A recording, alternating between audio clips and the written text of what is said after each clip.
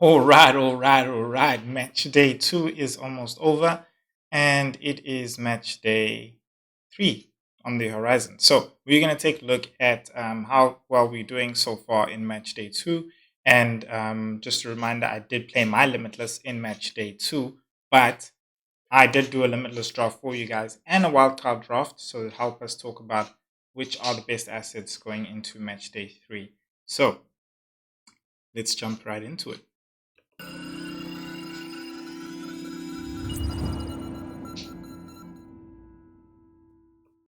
All right. Cool. So I have, I believe, um, well, I just moved my captain, so you know how the things change. But I think just under 40 points. I'm okay with that because I guess I got five guys left. So I'm happy with the returns that the guys have had. I mean, I've had two guys, Bellingham and Hanko, return with 3 points, which is disappointing to be honest, especially Bellingham. But yeah, England's performance was dismal that entire game, and I think I was lucky with Hanko as well, considering that he got an injury and then had to go off just after the 60th minute.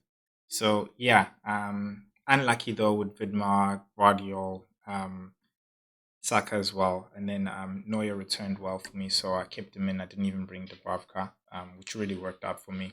But yeah, I've been moving captaincy around, which is great. So Bruno Fernandes is my last captaincy. I think he's a better pick than De Bruyne because he also got ball recovery points and potential clean sheets. So let's hope. We'll see how that goes. But let's get into this. First, we're going to take a look at the Limitless. And then I think we'll look at the wild card just to sort of compare it in terms of like, I feel like Limitless is like the ultimate, of course. It's limitless. It's like, dude, just go crazy. And yeah, so this is Limitless. And you can see from the team I have, of course, which ones are the real changes. Um, but besides that, let's just go through the team. Let's start really at the strikers because Kylian Mbappe is there. He wasn't playing in match day two. He didn't play that entire game, even though France didn't score. So that in itself should tell you that they really are trying to safe keep him for the rest of the tournament because they of course believe that he can perform. Now, in all honesty, I'm not sure if he's going to play match day three. But in this case, I think I'm willing to take the risk because I think they themselves will take the risk. And last time we spoke, we did say that they believe it's not necessarily severe, considering they don't have to go into he doesn't have to go into surgery. So I think he'll be there. I think he'll perform relatively okay. If not, he'll play enough minutes where I think he'll have an impact. Kane, Lukaku, they'll definitely have something to play for in match day three. So I think they're both assets that are worth going and taking. In terms of some honorable mentions, Cristiano will be playing Georgia. He is playing later on today. Um, if not now, I think. And then I think, yeah, I'm not sure. Look, Roberto Martinez in the press conference was asked, what do you think of playing Cristiano the whole um, tournament? And he slapped back at that, saying, well, do you know how many minutes he played last season? And that in itself answers a question that, look, if the man could play a whole season, what's a tournament? Do you know? And yes, I understand it's like playing a certain number of days apart as opposed to a season with some cups and stuff. But there are a bit of some similarities considering that sometimes you do play in the season 3 days apart or 4 days apart. So in all honesty, Cristiano's like a horse. He can play. But I think there's just other assets there like Kane and Lukaku and other honorable mentions as well as Gakpo and Depay, who was on set pieces as well, which was very interesting for me because I have him in my actual team as you saw. So he's an asset I'm thinking of keeping. But I would go with Kane and Lukaku on this one, considering those are two teams who know their nations expect them at the least to make it to the group stages. So I know for a fact those two are going to show up there. I think I wouldn't go for any Spanish strikers because they've made it. I wouldn't go for any German because they've made it. And I think rotation is going to be very heavy on those sides as well. So, and well, not heavy, but just unpredictable. So I think it's just safe to stay away from those assets. Um, Yeah, anything, anybody else I haven't mentioned, which you guys think is worth talking about, please let me know in the comment section, and I'll definitely include the conversation in my next video coming out tomorrow, which will be my team reveal for match day 3. Cool. Let's go into the midfield, which I was a bit unsure of, considering, of course, the rotation that's going to be happening. But there is rumors and talks around Leroy Sané playing, giving maybe Musiala or Verts a rest. I think that's definitely worth it. So I honestly think those rumors are correct. So I've put him there. He seemed very attacking every single time he comes on. He clearly wants to make an impact and be in the starting lineup. And then Jude Bellingham is, of course, no debate, definitely going to be there. Kevin De Bruyne, I think, as well. We're just waiting for him to really announce himself on the stage. And then Pellegrini, for me, I think was very impressive in his performances. I think he's really, for me, a path into the date of the 24th, considering that there isn't really much options really on the 24th from the teams that I was looking at. And Italy's one who's going to have to perform on that day as well in order to go through. And they're playing Croatia, so it is going to be a bit tough. But in the midfield roles, I think Pellegrini is somebody to go for. Barella is another mention, but he is flagged, so I'm not really sure if he's going to make it in time for match day 3. And I don't want to take that risk considering there's heavy rotation everywhere. I think Pellegrini is definitely going to play. He's there right behind the striker. He's highly involved as well. So had an assist already. So I think he's just like the rest of the other players in that midfield. Highly involved. I think he's worth going for. Look, there's Bruno Fernandes. Is just another one that's honestly, yeah, not really anything to mention. I think he's definitely going to play regardless of um, whether or not Portugal qualified tonight. I think they're going to still play him to make sure that they're top of the group. And then I think some other honorable mentions: Xavi Simons, whose goal was disallowed. He was looking very live and electric yesterday. Really great top performance. He is actually in my team. So he's someone worth it. Another person everybody's been putting in is Dominic Soboslai. The reason why I'm not sure about Dominic Soboslai is because Hungary hasn't been performing well, guys. Like at all. Let's be honest, they really haven't. So fine, you put him in, and he's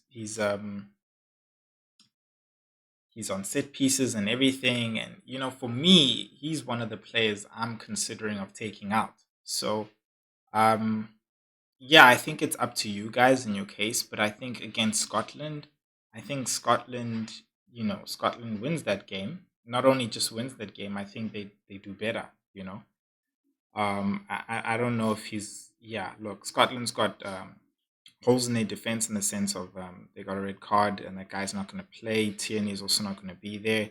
Um, but I still don't think Hungary can make it through that defense. Maybe he'll get a turn, but yeah, I just nah, he just hasn't performed for me. Yeah, so look, that's my midfield. I think some other honorable mentions will be named in the wildcard draft. So let's move on to the defense. Um, yeah, in the defense, I think it's very vital to cover Italy, to cover France, and as well as capitalizing on Portugal playing Georgia, which is another reason why I also removed Cristiano Ronaldo out of there and put in Dallo. I think him and Cancelo have been very attacking in the match day 1 performance, so I think he's a good shout there. You could go for Mendes. I'm not sure, about it. Mendes was really nice in terms of ball recoveries. He did get up high as well on the left flank there. So yeah, he's another option. Carvajal, I think, is a defensive asset who might not have rotation or be subject to rotation. So we'll see. I do think if there is anybody in the back line that is um, vulnerable to rotation, it's definitely always going to be the fullbacks. So him and him and Cucurella could have rotation. I just I see a replacement for Cucurella being Ronaldo, but I don't know who necessarily would come in for Carvajal. They are first, regardless of what the result is. I just think their ball position football honestly works out really well for them in the sense of the teams don't are not able to really have a lot of shots. Um, Therefore, they're not a lot of chances and opportunities to score. So, yeah, there's a lot of routes to points there.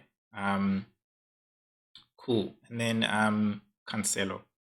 Cancelo, nothing to talk about. Same thing as Dallo, attacking, playing Georgia, and then the goalkeepers we're covering Michigan and France and Simon as well as another route through Spain as well. But David Raya might play. There is claims that Simon has a wrist injury, so we'll see. Right now, let's take a look at the wild card, and there are a slight bit of changes. Um, let's start back at the front. So we've taken out Mbappe there. We've put in Kakpo. Now I know I just said that Depay is a good mention, but Kakpo is another honorable mention. They're both the same price. But all honesty, if you take away the set pieces from Depay, Kakpo's been a lot more involved. He scored already as well. He's really up there in the pitch, just asking questions in the defense. So yeah, man, I just feel like I'd rather go for him. Depay right now he's blanked twice, so he's killing me. He's killing me.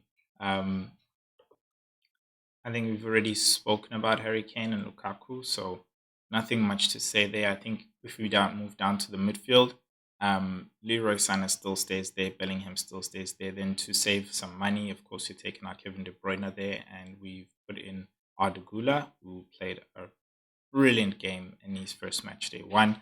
We'll see how he performs today as well in um, against Portugal. And then I've also put Kante there. They're both 6 million, so freeing up some money there. Kante, honestly, man of the match twice, match day one and two. A lot of ball recoveries. So I don't think there's anything to talk about really. He's a really good cheap asset, which I think we're all really sleeping on. So yeah, looking really for the roots, the points there in terms of his ball recoveries and seeing really if he can also grab that man of the match points as well. Yeah, Bruno Fernandes is Bruno Fernandes. Then in the defense, the only change we made was with Gehi. Trying to remember who did I have there in the limitless draft. The limitless. Oh, I had Carvajal. Cool. I had Carvajal.